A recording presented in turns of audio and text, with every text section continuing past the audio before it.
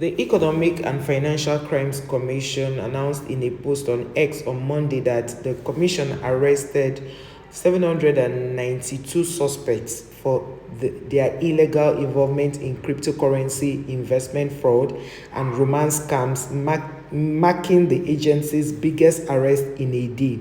The suspects were apprehended on Tuesday, December 10th, in a surprise operation at their hideout, a 7-story building in Victoria Island.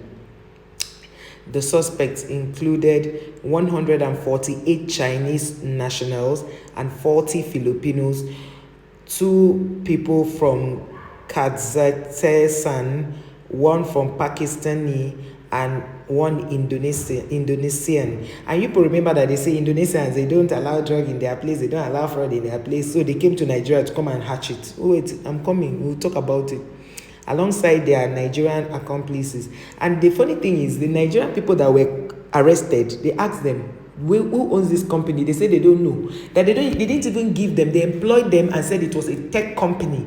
That they didn't know that they were into fraud. That all they do there is they say they are into cryptocurrency trading. So they just employed them. Now what they did was they never paid them through bank transfer, except they will pay through one of their person's account for the person to now transfer to them. That's what they do. They apparently withdraw these monies from maybe from the dollar account, go to black market, change the money and come pay them on table. They don't pay them through wire so that they will not know who is the owner of that place. And they never told the people who they are. They didn't give them employment letter. So of course Nigerians are vindicated. You see, when things happen, maybe some of these people didn't know that they went to hijack them or maybe arrested them. You see, maybe they arrest the Nigerians. People will say Nigerians are bad, they are into scam. Have you now seen the real scammers? Have you seen the real scammers? 148 Chinese, 40 Filipinos, and then the other countries. And now they say, and their Nigerian accomplices, because the Nigerian people were not many in the group. They were not many. So the EFCC chairman, Ola Olukayode, said the Nigerians involved in the alleged fraudulent activities did not know the owners of the company they worked for, as they were neither offered letters of appointment nor received payment from corporate accounts. They didn't pay them through that, so they didn't know. This life, me, I don't even understand. And I like what Ayo said. Ayo of Arai, she said, well, that she feels that the same way they used to post billboards and write employment, if you need employment, call this number, is the way she feels that these people should be protected, these Nigerians should be protected, because the government did not give them an opportunity. The government didn't give them an opportunity to get jobs. So what do they now do is, when people employ them, private organizations employ them, they didn't know. Of course, sometimes when private organizations employ you and they come and say, okay, for example, my name is iTech. Will you now go and be checking, okay, what is iTech? What if they are not even online, they are not on Google? How will somebody find out? So now it is the responsibility of the agency to take up this matter. I'm so glad that they are vindicating the Nigerians by themselves. It's not like it is we who are saying it. The agency knows. So now, on another story, because we are taking 2 stories today, The Guardian is reporting that the former governor of Kogi State, YAHAYA Bello, has threatened to sue persons behind an online platform outlet called Daily Excessive over an alleged fake report targeting a strange relationship between the president, Bola Ahmed Tinubu, and himself. But you know one thing about Yahaya? I've noticed something about all these Nigerian politicians. They are too quick to react to something that will expose them, but never too quick to react to things that affect the common man negatively.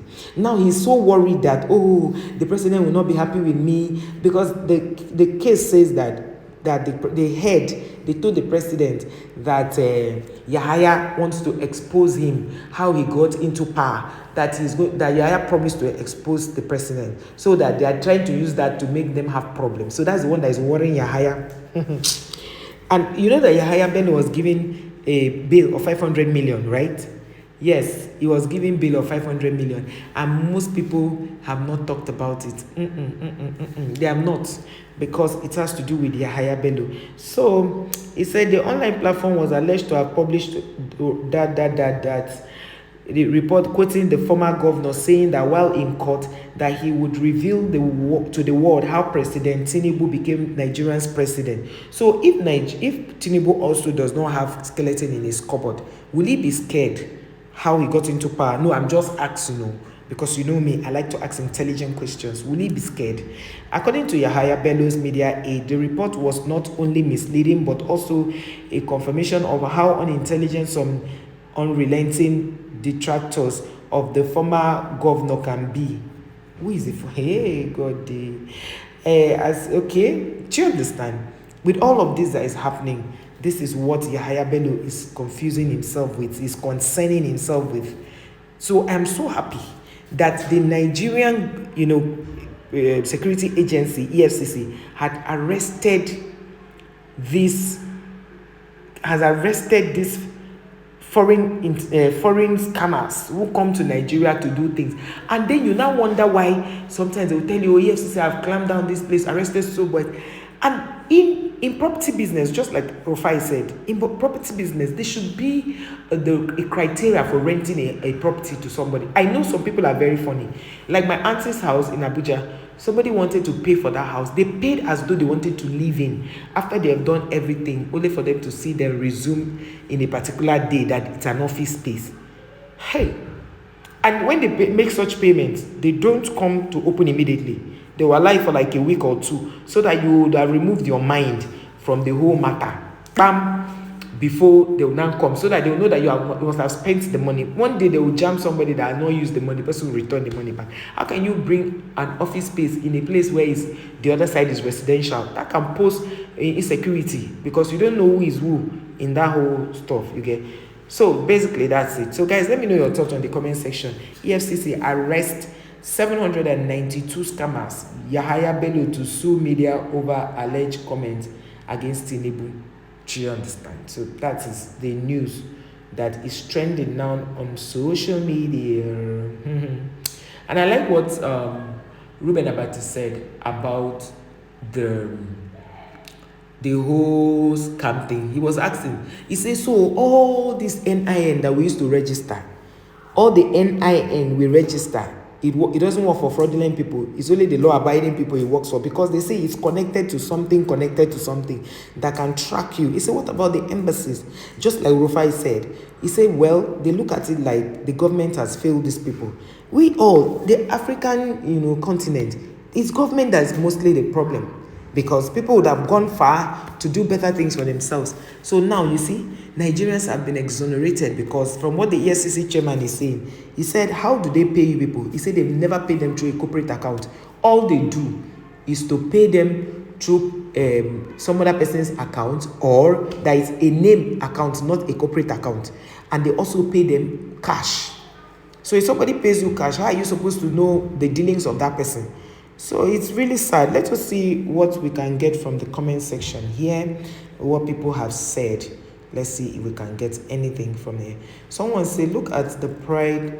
Look at how, okay, this other person said, it's just good to genuinely appreciative and acknowledge the support and successes of. So this one, they're talking about something else, not even related to this one. This one said, why EFCC can't arrest all the criminal politicians that made all their young people jobless? Exactly.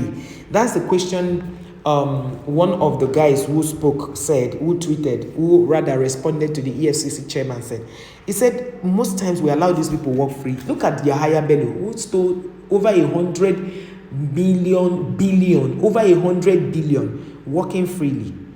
What will we say about him? Working freely because they have collected bail for him, yet the person who only wrote a book has been sentenced, has been put in jail. Like, I don't understand. These politicians say sometimes it's just like, let us call them all into one hall and ask them to ask God for mercy. Let them ask God for mercy and let God really show them mercy. Because it doesn't make sense. It doesn't make sense really. Because how did all these people enter this place and they claim not to know anything, See the number of people EFCC arrested. See the number of people arrested by EFCC, and you will begin to wonder. That's EFCC broke record. 792 scammers and Yahoo. Do you understand? And Yahoo boys 300 and just a few Nigerians amongst them.